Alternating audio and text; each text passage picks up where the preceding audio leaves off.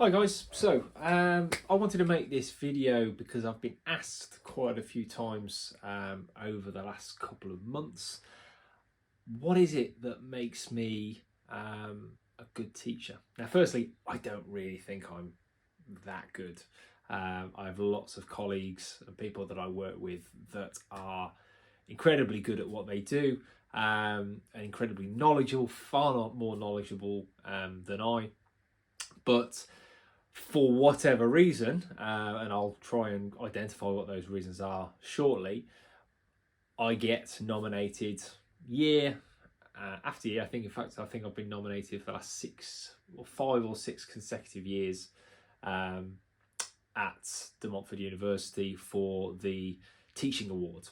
Now that has come in different names over the years. So it used to be the Vice Chancellor's Distinguished Teaching Awards, and more recently it's now the Student Choice Awards. But either way, it's always been based on student nominations saying whether a member of staff is a good teacher or not. So again, what is it that I think students have picked up in with what I'm saying when I'm doing my sessions and my content? Number one, and I think this is probably the big one, is I try to remind myself what it's like to be an 18-year-old or a 20-year-old or a 21-year-old. But I try to think about, well, what is it that these students are not necessarily looking for, but what are their feelings, what are their emotions? Because if you think back to when you were 18, 19, 20, or around the age group, your attention span was probably very different to what it is now. Unless you were an incredibly geeky 18-year-old, then chances are you were going out partying, you were still finding yourself. I mean, I'm 37 now, and I'm still finding myself, I think.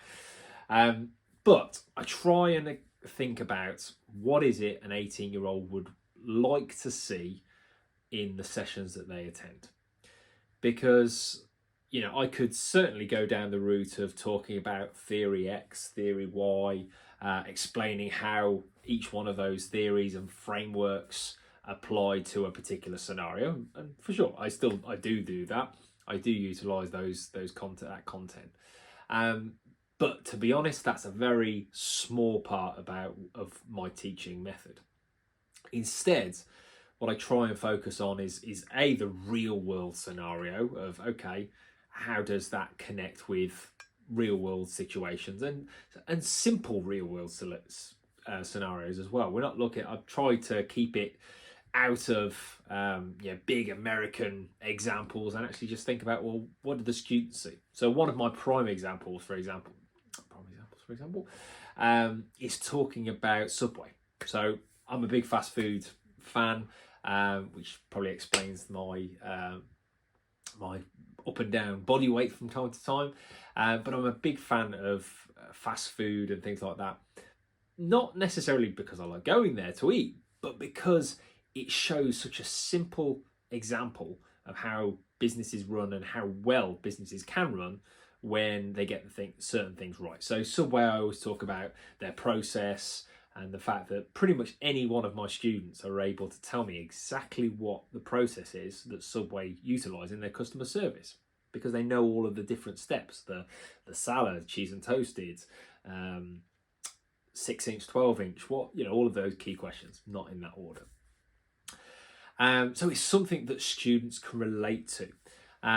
All too often I've sat in sessions with colleagues over my 15-ish years in higher education, and I've gone to sleep.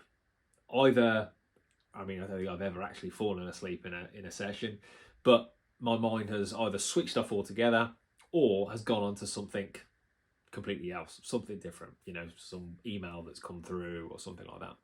And obviously our students have smartphones in their pockets.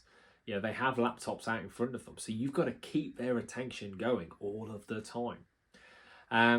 So step one, think about if you were able to step out of your body like a kind of that cartoon ghost scenario of, you know, you can kind of step away from one you and kind of see you from a different perspective. What would that look like? Now, you maybe look fortunate in terms of that you have to record your sessions anyway, so you can listen back to what you're saying. And that's going to be incredibly painful, I know, because I do it quite often and it feels very uncomfortable. But it's good to get a feel for how are you coming across. Are you clear? Are you concise? Are you using examples and ideas that are going to relate to students of a certain age group? Or are you just overwhelming them with really difficult and complex content that, yes, they may need to know, but there is definitely a different way potentially of delivering that. Some of the other things I try and think about with my teaching is just getting to know my students. So trying to get to know them on a one-to-one basis. Easier said than done, depending on the size of the group. But remembering names, the simple things of remembering names is really critical. Having an open door policy and asking them, to come and speak to them. Encouraging them to ask, to come and speak to you at the end of sessions. Like, you're a human. It shouldn't be an us and them. It shouldn't be I'm an academic and I have a PhD and I know everything, because I guess I have a PhD, but I definitely don't know everything. But I'm happy to learn. I'm happy to try and find the answer to whatever a student might ask me, or at least we could debate it. We can come up with some ideas together. So it's about, not just, I've read this book, I've written this PhD, I've written this journal article.